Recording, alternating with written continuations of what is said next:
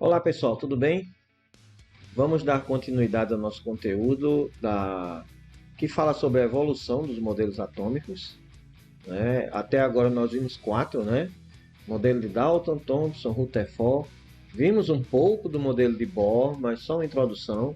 E agora vamos dar continuidade, ver todos os modelos até o modelo atômico atual. Tá? Então, vamos lá. Bem, com relação ao modelo de Bohr, existiam alguns problemas, né? Então, qual era o problema principal? Então, olha só.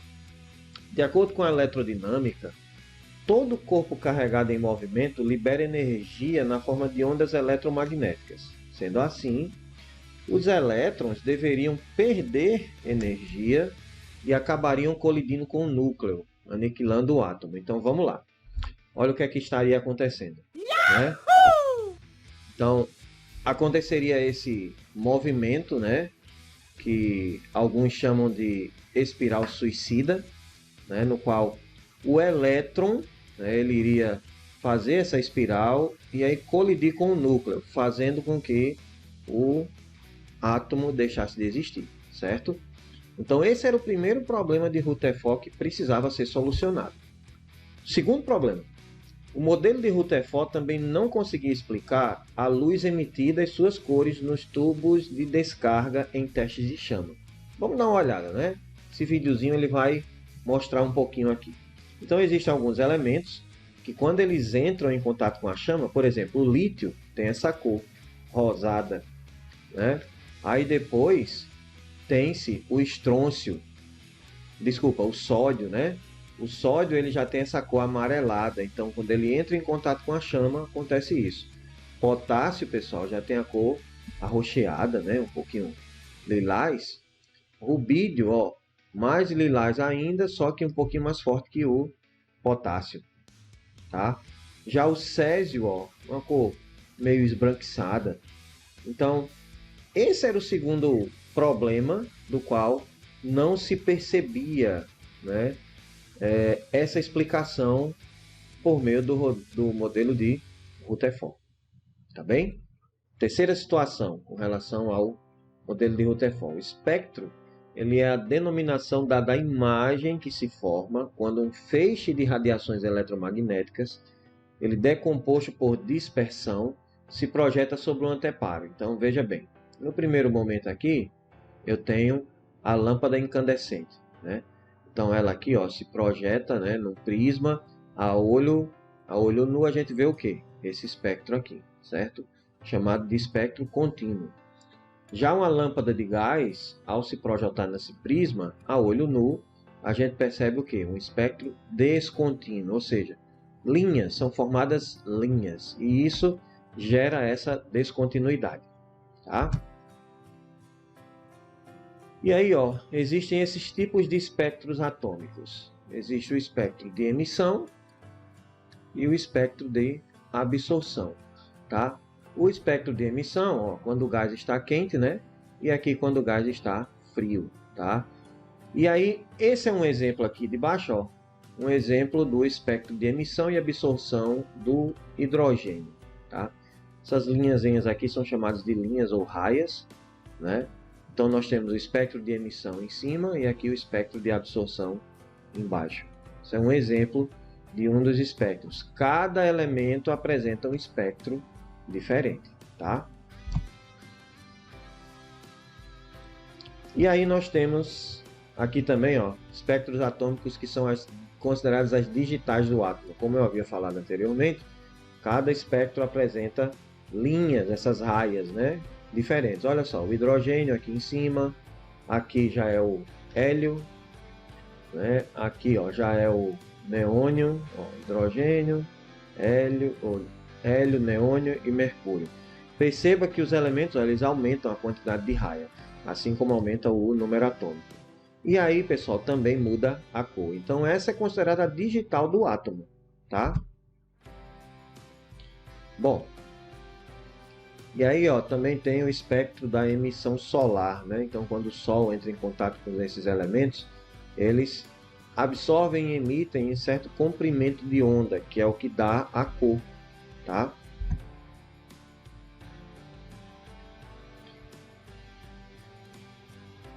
E aí, para que vocês possam compreender melhor a respeito dessa questão, né?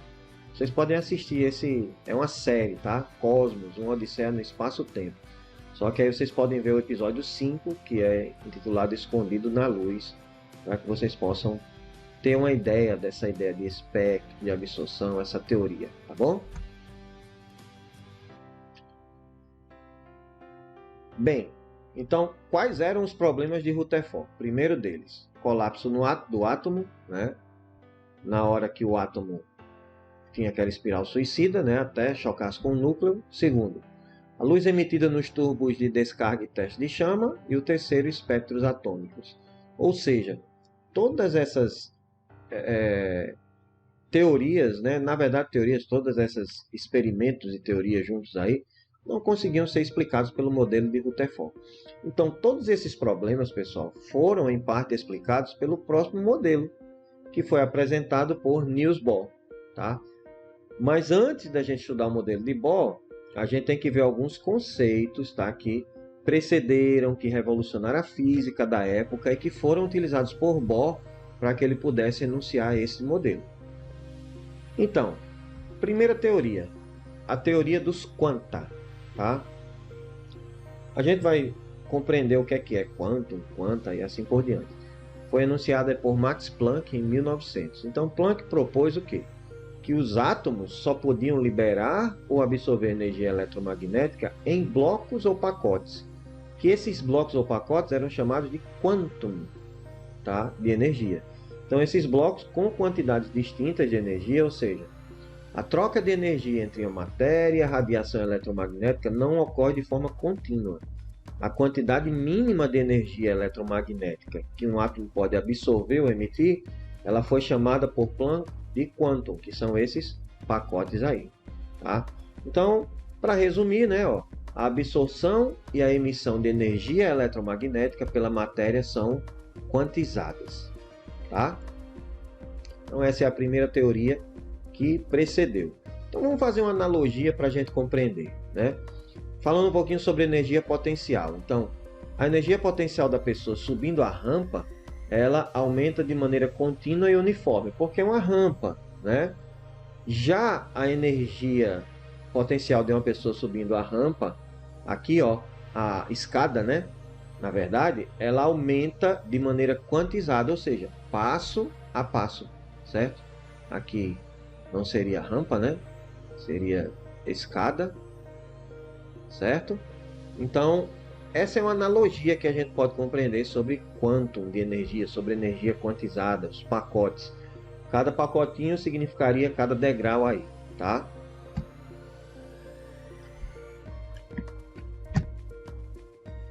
E aí a equação de Planck, né? Ele propôs o quê? Que a energia de um quantum fosse igual ao produto da constante H pela frequência da radiação, frequência F, né?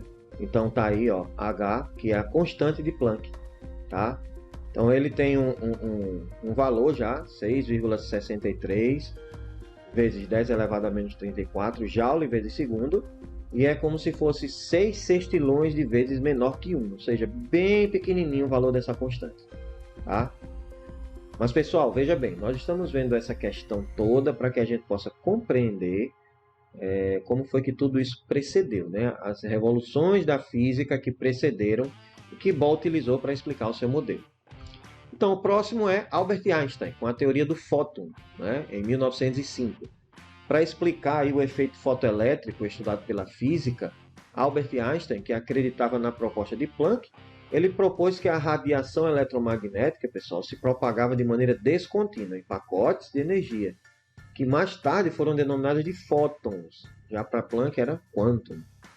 E aí ele falou o quê? Ele enunciou que a energia contida em cada fóton corresponde a um quantum de energia, cujo valor é dado por a energia do fóton é constante de Planck vezes a sua frequência.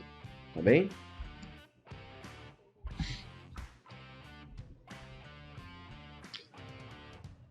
E aí, ó, os fótons, como estão aqui, né, apresentados aqui, ó, nessa imagenzinha, certo? E aí nós temos os comprimentos de onda, né? Ou seja, esses comprimentos de onda da radiação eletromagnética características de várias regiões do espectro eletromagnético. Então perceba o seguinte, que a cor pode ser expressa quantitativamente pelo comprimento de onda. Então, comprimento de onda 400, né? Então aqui tem, ó, nanômetros, né? 500, 600. Então perceba, quando vai aumentando, vai mudando a cor, né? A região do visível, que são aquelas mesmas cores que a gente percebe no arco-íris, tá bem? Resumindo tudo, então, ó, quantum é a quantidade mínima de energia eletromagnética que um átomo pode absorver ou emitir, e corresponde à energia de um fóton. E fóton é a partícula constituinte das radiações eletromagnéticas. Ou seja, quantização significa restrição de valores. Então, em 1913, Niels Bohr propôs um modelo para o átomo de hidrogênio. Este modelo foi baseado no estudo do espectro atômico do átomo de hidrogênio, ou seja, o espectro descontínuo, tá? Que é naquelas raias, né? Que foram aquelas linhas coloridas. Então, Bohr foi o primeiro a considerar conceitos da física moderna, energia quantizada e fóton, para explicar a estrutura do átomo. Então, por isso que foi necessário que a gente pudesse ver aquelas revoluções da física anteriormente, tá bem? E aí, ó, nós temos aqui o espectro atômico do hidrogênio aqui, que são o espectro descontínuo, certo? O que é que acontece aqui? Então, a luz, né, a lâmpada de hidrogênio, ele bate aqui no prisma e aí ele emite essas linhas, né? São as raias aqui, tá bom? Nesses comprimentos de onda. Perceba que, dependendo do elemento, essas raias aumentam, tá? E aí, como isso é feito, certo? Como é que consegue visualizar? Através de um aparelho chamado espectroscópio, né? Então, veja bem, o que é que ocorre? Desligou a luz, então está aí a lâmpada de hidrogênio, né? Aí é visualizado lá, né? Ó, desta forma aqui, essas linhas. Pessoal, tem um experimento muito bacana que isso pode ser feito em casa, tá? Fazer um espectroscópio desse caseiro. É bem interessante e a gente consegue visualizar essas linhas desta mesma forma, tá? Muito bacana mesmo. E aí, ó, a partir desse estudo de Bohr, né, baseando na ideia de fóton, de quantum de energia, ele enunciou seus postulados, que são afirmações baseadas em visualização por meio das experimentações. Então, primeira coisa, o elétron gira ao redor do núcleo em órbitas, que ele enunciou, que ele chamou de níveis de energia. Essas órbitas circulares, diferente do modelo de Rutherford, né, que eu só vou desenhar aqui para vocês terem ideia, né, que as órbitas do modelo de Rutherford eram elípticas, mais ou menos assim, né? Só um esboçozinho para vocês terem ideia. Então aqui as órbitas eram circulares, de raios definidos, e essas órbitas são denominadas de órbitas estacionárias. Você percebe que cada um tem um N aqui, ó, N igual a 1, 2, 3, 4 e assim por diante. Esse número inteiro ele é chamado de número quântico principal. Ele indica o quê? A órbita do elétron e a sua energia total. E o estado de menor n é denominado de estado fundamental, certo? Então aqui, ó, n igual a 1, estado fundamental. Mas calma que nós vamos estudar isso depois para compreender melhor, tá bem? Bem, segunda afirmação. Cada órbita estacionária possui um valor determinado de energia. Nessas órbitas, o elétron pode se mover sem perder ou ganhar energia.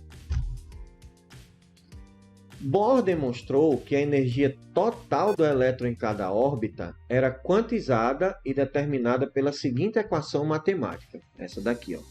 E é igual a menos A vezes 1 sobre N ao quadrado, onde A tem esse valor fixo e N são os níveis de energia. E a energia aumenta com o aumento do nível, certo? Então, beleza, pessoal. O que nós precisamos nos preocupar é no enunciado, certo? Então, primeiro enunciado. As órbitas eram estacionárias e circulares. Cada órbita dessa tem um valor determinado, certo? Diferente, um valor determinado de energia, ok? E aí nós temos a terceira afirmação. O elétron ele pode passar de uma órbita estacionária para outra. Então tá aqui, ó, como está essa seta, tá? Ele pode passar mediante absorção ou emissão de uma quantidade de energia, sendo que a quantidade de energia emitida ou absorvida é sempre igual à diferença de energia entre os níveis envolvidos na transição, chamado de salto quântico ou salto eletrônico. A energia sempre é absorvida ou emitida na forma de fótons, certo? Bom, então vamos lá. O que é que acontece aqui, pessoal? Quando o elétron ele recebe energia, ele salta de uma órbita, tá, menor para uma órbita maior, ou seja, vamos dizer que aqui seja n igual a 1 e aqui n igual a 2. Ele salta. Só que tem um detalhe, pessoal, o elétron ele retorna, mas por que ele retorna? Ele retorna porque o objetivo do elétron é permanecer no nível em que ele se encontra, tá? Então ele vai do 2 agora, né? Aqui, ó, N2 para N1. E aqui libera energia por meio de fótons. O que é fóton? Luz, na forma de luz, tá? Essa é a explicação científica dos fogos de artifício. O que acontece para ele emitir aquelas cores? Vai depender do elemento, né, que a gente já viu lá, né, do teste de chama. E aí o elétron salta e depois volta. No que ele volta, ele não precisa dessa energia para ficar no nível anterior. E aí ele emite na forma de luz. Tá bem? Ó, como tá aqui, né? Pronto, beleza. Então, o salto quântico aí, ó, o que é que acontece, ó? Vendo aqui de forma, né, relativamente microscópica, né? Então, ó, o elétron salta, recebe energia, volta, libera energia, só que na forma de luz agora, tá bem? Só vocês lembrarem da questão dos fogos de artifício, certo? Então nós temos aqui uma coisa interessante sobre lâmpadas, né? Lâmpada incandescente e lâmpada fluorescente. Olha só como é interessante. Fluorescente aqui, ó. Fluorescente, né? Tem o elétron lá, ó, ele salta, tá vendo? Para o nível lá. E aí depois ele volta liberando. Então, a lâmpada incandescente e fluorescente é essa questão do elétron saltando e voltando, porque energia é dada a ele, certo? Essa bolinha, né, que está passando por aqui, ó, que normalmente passa por aqui, é a energia que ele recebe, só que quando ele volta, ele libera, tá? Já a lâmpada aqui, ó, a lâmpada incandescente do lado esquerdo, olha só o que é que acontece. Lado esquerdo aqui, tá? Aqui vai ficar funcionando ainda, nessa animação, mas olha só.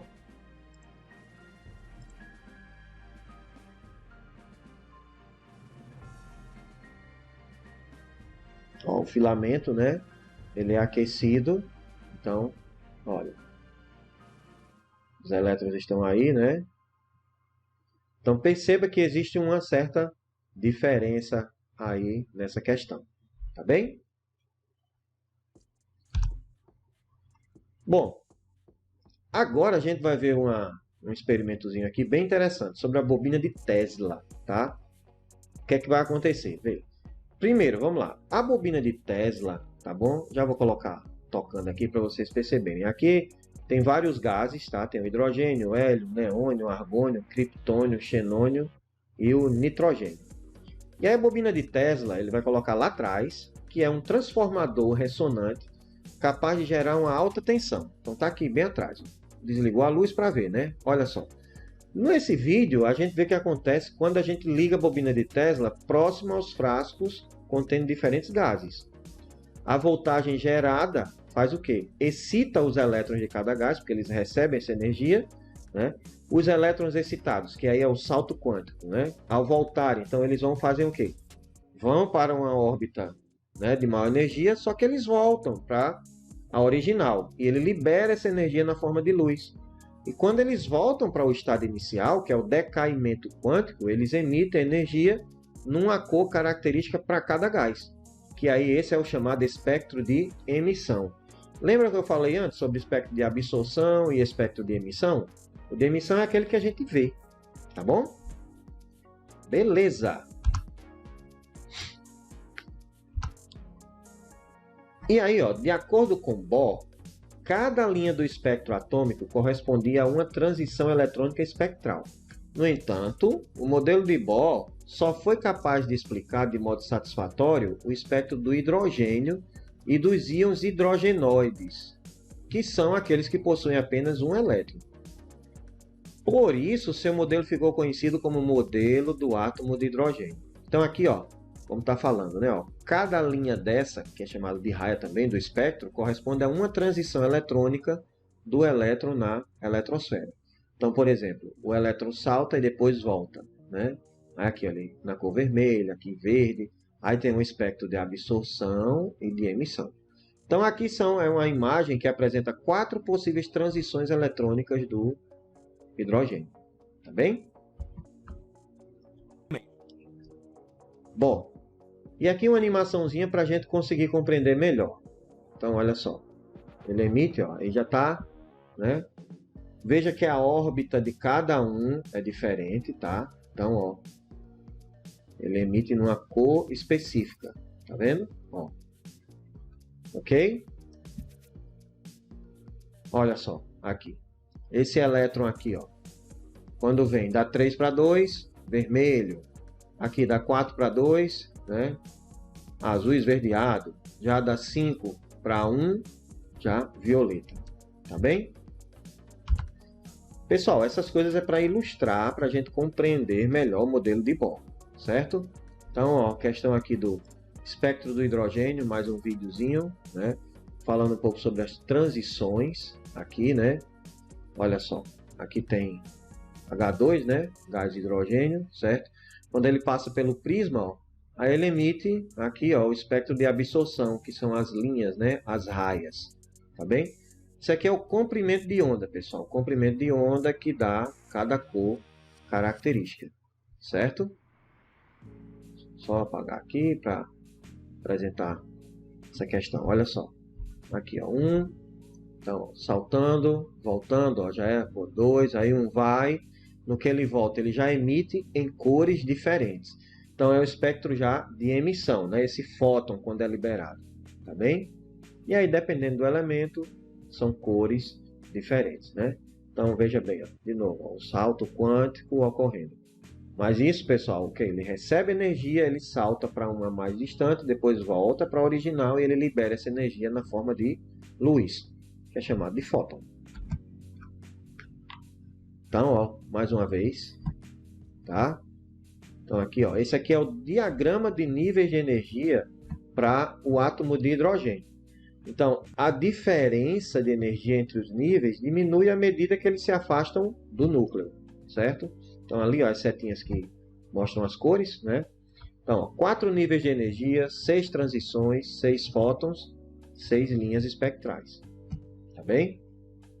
Então, ó, fóton de maior energia tem maior frequência, tem menor comprimento de onda. N4 para N1 é a seta mais longa. Fóton de menor energia tem menor frequência e maior comprimento de onda. De N4 para N3 é a seta mais curta. Tá bem? Vocês podem ver nesse segundo aqui, ó, que eu circulei. Tá? Beleza. E aí falamos também um pouco sobre incandescência, né? Esse fenômeno. É a emissão de luz ocasionada por aquecimento. Vou colocar o videozinho aqui para vocês perceberem. Tá? Então, o que é que acontece? A corrente elétrica, ela aquece o filamento, né, da lâmpada de tungstênio a uma temperatura próxima aqui, pessoal, de 1725 graus Celsius. Então a gente vai perceber aqui uma experimentação. Ele vai colocar aqui na bateria, né? Então, ó, o filamento de tungstênio é aquecido, olha só. Porque ele é aquecido, ocorre aí, ó, a luz, né? Então esse é o fenômeno chamado de incandescência. Tá bem? E aí, vamos ver agora triboluminescência. É a emissão de luz provocada por um choque ou atrito. Então, aqui, ó, são os cristais de um complexo de trifenilfosfina, né? Então, sabe onde é que a gente pode ver também isso? Não sei se vocês já pegaram aquelas pedrinhas que chamam de seixo, né? que a gente quando faz assim, aí sai às vezes um foguinho, sai uma luz, né? Então acontece também. Então no vídeo aqui do lado direito aqui, ó, vai mostrar um pouquinho sobre essa questão aqui, tá? Ó, que é como se ele tivesse apagado a luz, né? E passando assim, atritando, né? Chocando uma pedra na outra. Tá bem? Então, essa é chamada de triboluminescência.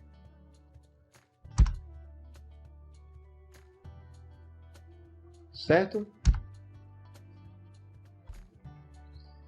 Aí aqui, fluorescência versus fosforescência. Vamos lá. O que é cada um? Fluorescência, pessoal, a emissão de luz, aqui ó, lado esquerdo, a emissão de luz ocorre imediatamente depois da absorção de radiação eletromagnética, mas dura apenas enquanto durar a iluminação. Já a fosforescência, do lado direito, a emissão de luz dura um longo período de tempo após a absorção da radiação eletromagnética. Ela continua brilhando quando cessa a iluminação. Onde é que a gente vê isso aqui? A gente vê normalmente naqueles interruptores antigos, né?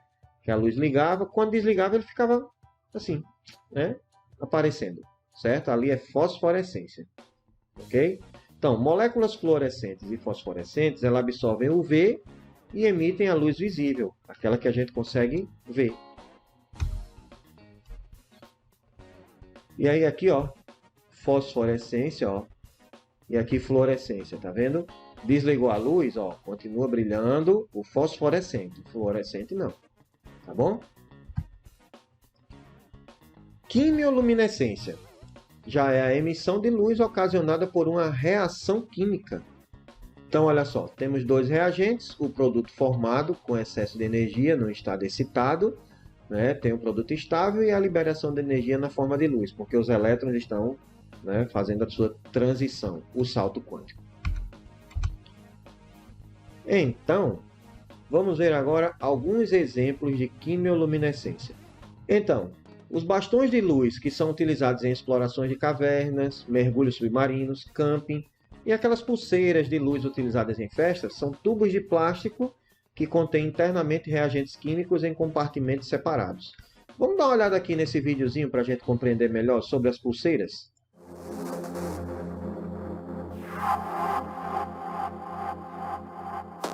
As pulseiras de luz funcionam através de uma reação química. Os reagentes ficam separados em dois tubos dentro da pulseira. Quando dobramos, quebramos um dos tubos e as soluções se misturam e reagem. Esta reação química é especial porque libera energia na forma de luz. Uma luz fria, diferente do que ocorre em reações onde se libera energia na forma de calor, como numa vela, por exemplo. Como em toda reação química, os reagentes estão se transformando em produtos, ou seja, estão sendo consumidos. Quando eles acabam, a reação termina e a luz apaga. Podemos fazer com que a pulseira dure mais tempo colocando-a na geladeira. Na verdade, o que acontece é que a reação química se torna mais lenta, liberando menos luz e levando mais tempo para consumir os reagentes. Mas ela vai se apagar 1 hora de qualquer modo. Podemos fazer com que o bastão libere toda a energia rapidamente, colocando-o no micro-ondas por alguns segundos.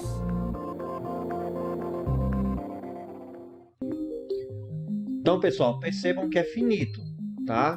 Mas, ó, uma dicasinha aí de como manter um pouquinho mais tempo, né? Só colocar lá na geladeira. Bom, então olha só. Aqui é na química forense, né? Que é nas análises lá que eles fazem de crimes e tudo. Aqui um exemplo é o luminol. Ele reage lentamente com água oxigenada, H2O2. No entanto, o ferro 2 presente na hemoglobina do sangue atua como catalisador e acelera a liberação da luz azulada, característica dessa reação, que pode ser vista no escuro. Tá bem? É bem interessante. E aí tem a bioluminescência, que é uma forma de quimioluminescência produzida por organismos vivos, como moluscos, insetos, bactérias e peixes, com função de comunicação biológica, né? Os vagalumes, né? Então a gente tem aí, ó, um exemplo de bioluminescência, né? Vamos ver um videozinho. Olha só. Algas, né? Então tem aí, ó, alguns moluscos, né? Aqui um exemplo deles.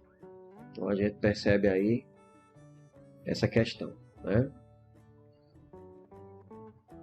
Já na parte de baixo aqui do lado esquerdo, ele está pisando, né? Aí a luz está acontecendo. Por quê? Tem alguns moluscos aí, ou bactérias, que têm essa função. Essa comunicação biológica. Certo?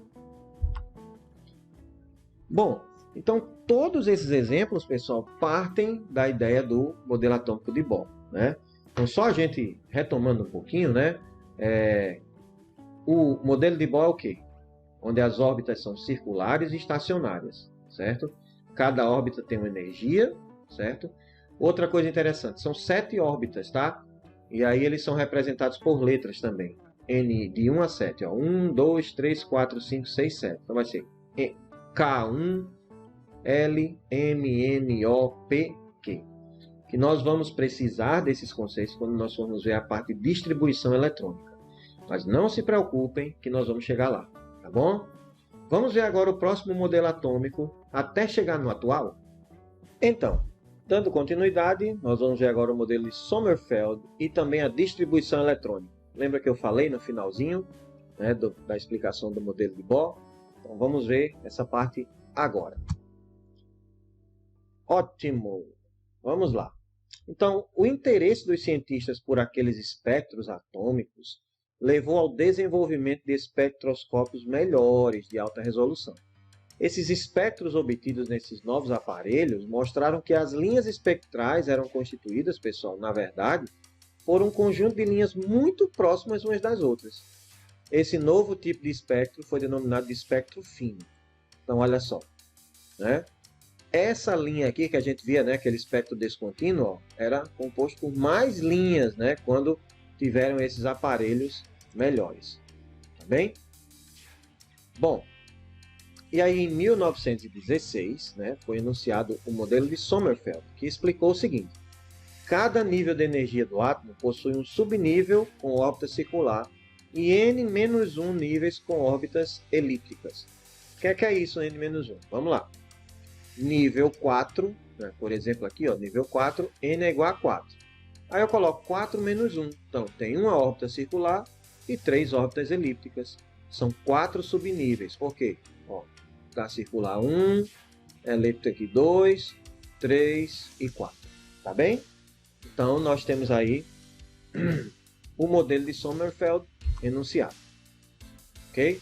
Então, Sommerfeld, ele concluiu o quê? Que cada nível N de energia é dividido em N subníveis.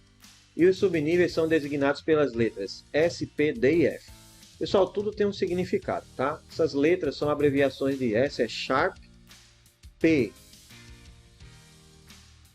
Sharp, esqueci, Diffuse Fundamental. Tá. Então, S é Sharp, P, Principal.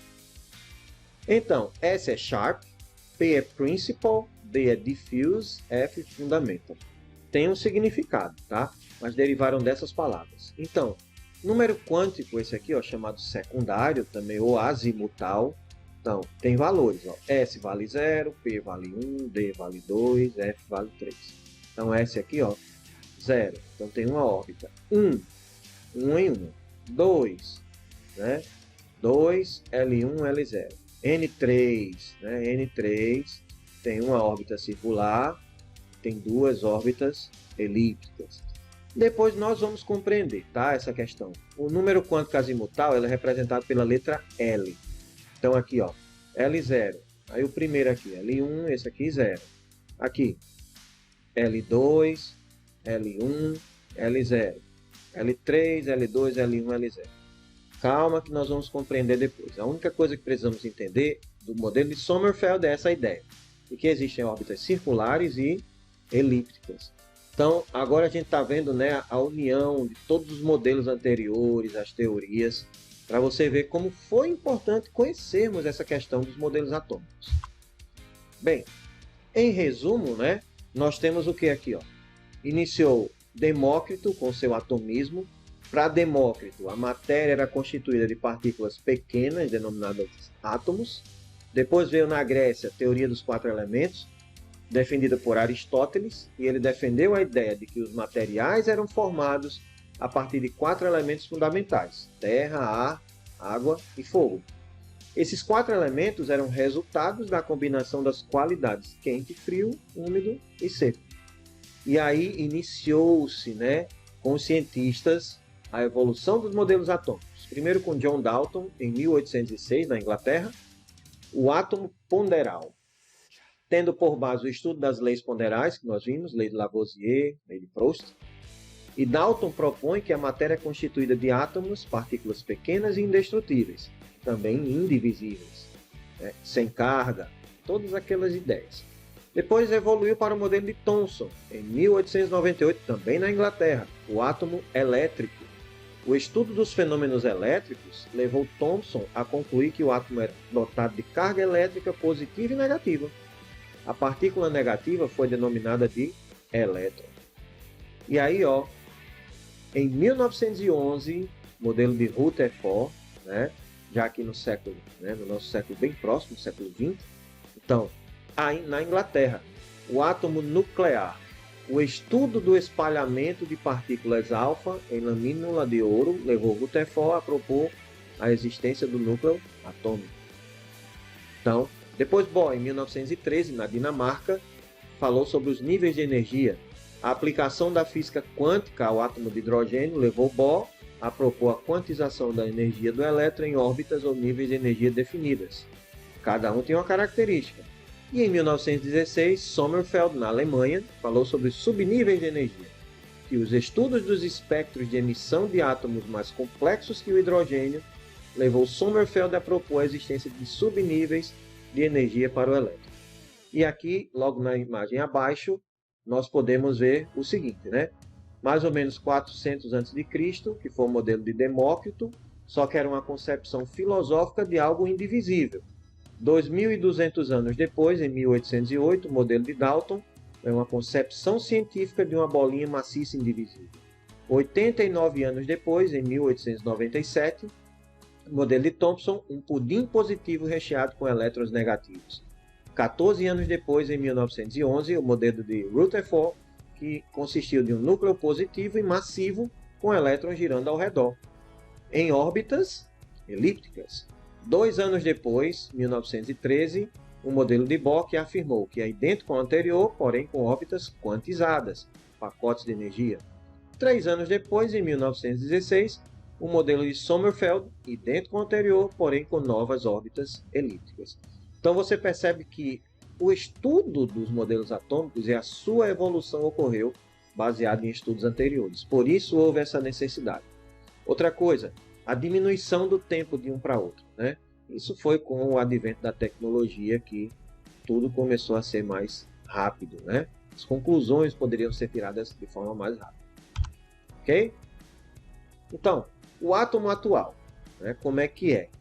É semelhante àqueles outros? Vamos dar uma olhada. Então, a imagem de um átomo de hidrogênio obtida aí por um microscópio quântico a laser, certo? Então, o núcleo, e aí nós temos aqui, o núcleo aqui no centro, e aqui nós temos a eletrosfera. Perceba que é bem diferente, Mas, níveis de energia, do 1 ao 7, as letras, K, L, M, N, O, P, Q, certo? Subníveis S, P, D, F, 0, 1, 2, 3, cada um tem o seu número, tá? Que aí são orbitais. Orbitais, pessoal, é o quê? É a região do espaço onde a probabilidade de se encontrar o elétron é maior, é máxima, tá? E aí aqui, região de maior probabilidade de se encontrar elétrons, ok? Beleza. Vamos ver aqui um exemplo sobre a questão do edifício, Então nós temos aqui, aqui fora a eletrosfera, para que a gente possa compreender melhor. E aí nós temos os andares, que são os níveis de energia, os apartamentos seriam os subníveis, e os cômodos, que seriam os orbitais. Tá bem? Só para a gente ter uma ideia, fazer uma analogia para que a gente possa compreender melhor. Bem, e aí nós temos o diagrama de distribuição de energia, tá? Distribuição eletrônica, chamada de diagrama de Linus Pauling. Então, primeira coisa que a gente precisa compreender, né? Tem os subníveis aqui, S cabe no máximo 2 elétrons, P 6 elétrons, D 10 elétrons, F 14 elétrons, tá? E aí ele segue desta forma, começa em um S, aí vem aqui, ó, segue para 2S, aí aqui P, 3S, aí 3P, 4S e assim por diante, tá bom? Cada um, né, tem outros, tem um valor aqui, SPDF. O que é isso aqui? Então aqui, pessoal, com a descoberta de novos elementos, surgiu a necessidade de terem mais subníveis, né? Níveis e subníveis de energia, ok? Então, esses números de elétrons, né? O nível é 2n elevado ao quadrado, pela equação de Heisenberg. Aí, ó, como S é 2, aí vai ficar 1s2. Como P é 6, 2p6, D, D10, F, F14. Esses números são as quantidades de elétrons. Mas calma, a gente vai compreender e eu vou dar uma forma bem bacana depois, quando nós estivermos fazendo exercícios para vocês decorarem isso aí. Tá bem? Vamos ver então a distribuição eletrônica do ferro. 26 elétrons a gente precisa distribuir. O ferro aqui está no estado fundamental, tá, pessoal? Porque não tem carga, não é íon. Beleza, então, ó. Temos que distribuir todos esses elétrons. Só que no S cabe apenas 2, no P6, no D 10. Mas vamos lá, a gente segue assim, ó. 1S2, aí depois 2S2, 2P6, 3S2, 3P6, 4S2, 3D6. Ah, professor, mas não é 10? Só que quando você chega aqui, pessoal, faltam apenas 6. Então, os subníveis podem estar incompletos, certo? Esta ordem, pessoal, é chamada de ordem energética de distribuição, certo? Essa camada aqui, ó, que está circulada, é chamada de camada de valência, que é a última camada. Então, aqui é a camada 3D, camada de valência. Subnível mais energético, é o último, tá? Só que existe o mais energético e o mais afastado. A gente vai ver tudo isso aí, certo? Não se preocupe. Então, olha só. Distribuindo aqui é do tecnécio, 43. Então, 1S2, 2S2, 2P6, 3S2, 3P6, 4S2, 3D10, 4P6, 5S2, 4D5. Tá? Então, primeira, ordem energética, ou ordem de energia. Tá? É o que? Seguindo a setinha aqui, ó. E aí depois a gente tem a ordem geométrica, que a gente leva em consideração o quê? Por camada, ó. Junta tudo. Olha só o que é que tem aqui. 3S, 3P, 3D. Não está junto. Na geométrica a gente corrige. Na ordem energética, você descobre o subnível mais energético. Na ordem geométrica, você descobre a camada de valência, a última camada. Tá bem? Mas calma que a gente vai fazer exercícios a respeito e vai compreender. Tá? É bem simples, pessoal. No final a gente torna-se até divertido, tá? Então, olha só. Representação com cerne, ou também chamado core de gás nobre. O que é que na verdade é isso? Vamos lá. Aí aqui, ó, criptônio, tá? E aí tem também, olha só. Aí vai ser o quê? A distribuição desse ZR com 40 elétrons, você pega o quê? O criptônio, quantos tem aqui? 2 e 2, 4. Aí aqui vai ter que ter 36. O criptônio já tem 36. Ao invés de você fazer toda a distribuição, você coloca isso aqui, ó, entre dois colchetes. Esse aqui é chamado de cerne. E distribui o resto. Tá bem? Calma, a gente vai fazer isso aí. Tá? Novamente aqui, ferro, 26, né? Aí relaciona com o gás nobre. Sempre é um elemento que tem um nível, uma quantidade de elétrons menor que o elemento. Tá bem? Então aqui, ó, o ferro é 26, né? Ferro 26, aí o argônio, ó, 18. Então vai ficar o quê? 18 e falta 8. Então vai ser argônio mais aqui, ó, 4S2, 3D6, que são os 8 que faltam. Ah, professor, tô todo enrolado. Calma. Na próxima aula de exercícios a gente vai entender. Distribuição de cátions. Coisa interessante, tá? Na distribuição eletrônica de cátions, primeiro a gente distribui os elétrons do átomo neutro correspondente e depois retira os elétrons do subnível mais energético da camada de valência. No caso da camada de valência possui mais de um subnível, os elétrons devem ser retirados primeiramente dos subníveis de maior energia. Como assim? Vamos lá. Ferro mais 2. Então, olha só. O que é que saiu aqui? Ó? Saiu 4s2. Por quê? Perdeu 2 elétrons. Se ele perdeu, então você tira aqui, ó, da última camada maior energia. Tá bem? Aqui é 1s2, 2s2, 2p6, 3s2, 3p6, 3d6, 4s2.